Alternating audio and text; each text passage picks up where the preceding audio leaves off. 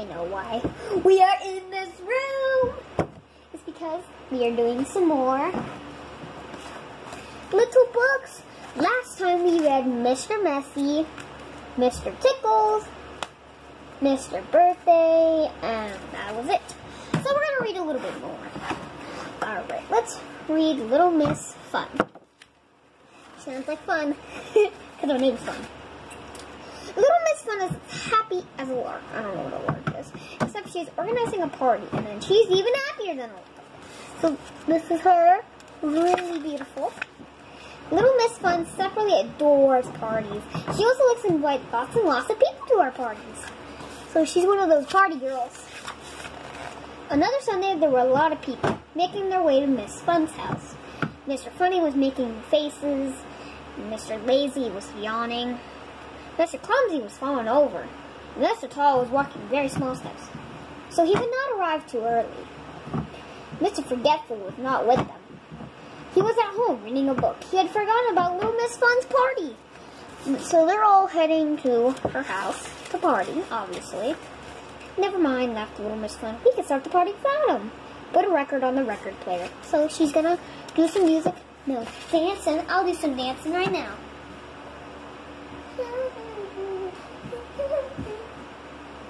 I'll do a Fortnite dance. Okay, there. The record player went round and around, and the music played. Little Miss Fun asked Miss Clumsy to dance with her, and he accepted. So, Mr. Clumsy is dancing with Little Miss Fun. Fortunately, he stood right on her foot. Never mind, she laughed. So he accidentally stood on her foot. She didn't want to get mad, so she ran off to ask Mr. Lazy to dance. So he's sitting on the ground. Unfortunately, when he put his head on her shoulder, he fell asleep. He almost flattened her. Never mind, she laughed. So he laid on her and almost flattened her out like a pancake. In less than an hour, Little Miss Fun had made everybody dance. The Roomba, the Samba, rock and roll, and the twist. The charged on and the cha-cha-cha. And she led everyone out into the garden. They all danced around the house. So they are dancing around the house. They had really fun.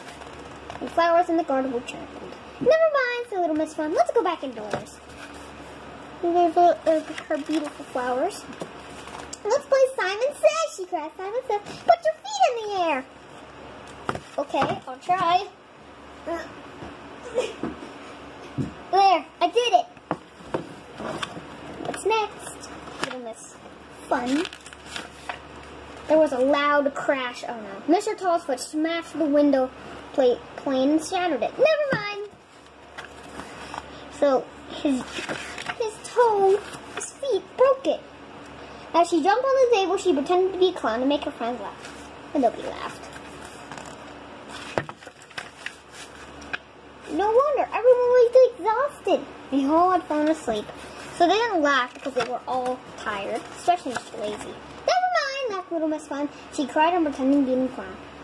What was she doing for that now everyone was asleep? Well, she was doing it for a little bird who had fallen in the broken window. But was there someone else she was doing it for? Isn't there? Why, you, of course, because you haven't fallen asleep yet. Well, you will be soon. And on the back, some extra characters. So that was Little Miss Fun's story. It's pretty short. So we're going to go to the next story, which is Mr. Happy. Let's read about Mr. Happy's story. On the other side of the world, when the sun shines hotter than here, where the trees are 100 feet tall. And there's a country named Happy Land. Now, is there going to be Sad Land? As you might well expect, everyone who lives in Happy Land is as happy as days long. Wherever you go, seeing smiley faces all around, it's such a happy place. Even the flowers seem to be smiling in Happy Land. Oh, you can see the flowers are even smiling too. It's happy. All the animals in Happy Land are happy as well. If you've never seen a smiling mouse or a happy cat, or a dog, or a smiling worm, go to Happy Land. You see this worm is really happy. There's a story about someone who lived in Happy Land who called the bee Mr. Happy. Mr. Happy was fat and round and happy. Fat, round, and happy.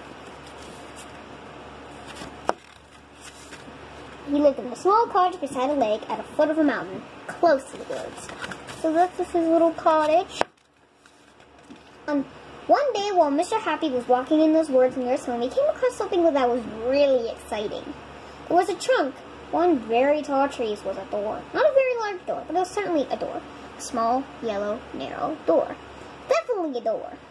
I wonder who lives here, thought Mr. Happy, and he turned the small handle of the narrow, yellow door. The door was locked and swung open quite easily.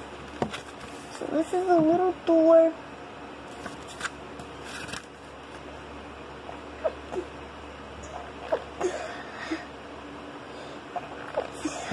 Excuse me. Inside the small narrow yellow door was a small narrow winding staircase leading down. Mr. Happy squeezed through a rather large body through a rather thin doorway and began to walk down the stairs. And the stairs went round and around and down and down and around and around and down and around. So he's walking down the stairs. The bottom of the staircase. Finally, after a long time, Mr. Happy had reached the bottom of the staircase. He looked around. In front of him another narrow door, but this one was red. He reached a red door. Knocked on the door. "Who's there?" said a voice. It was a sad, squeaky sort of voice. "Who's there?" They approached the door and read them. There was sitting on a stool someone who looked exactly like Mr. Happy, except he didn't look happy at all. In fact, he looked down miserable. I'm guessing that's him. He looks just like Mr. Happy. "Hello," said Mr. Happy. "I'm Mr. Happy." Oh, you really are," sniffed who looked like Mr. Happy, but wasn't. "Well, my name is Mr. Miserable. I'm the most miserable person in the entire world." "Why are you so miserable?" asked Mr. Happy. "Because I am."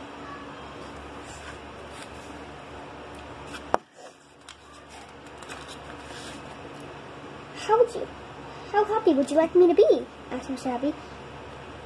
"I'd give everything to happy," said Mr. Miserable. "But I'm so miserable, I don't think I'd ever be happy," he asked Miserable. Mr. Happy made his mind up quickly. "Follow me," he said. "Where to?" asked Mr. Miserable. "Don't argue," said Mr. Happy. He went out through the small, narrow, red door. Mr. hesitated and then followed. Up, winding staircase, they went up, and round, until they came out of the woods. "Follow me," said Mr. Happy again, and they both walked through the woods back to Mr. Happy's cottage.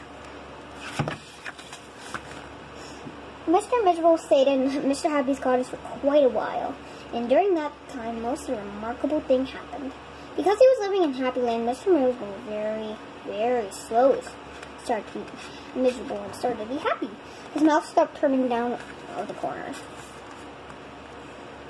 This is my face.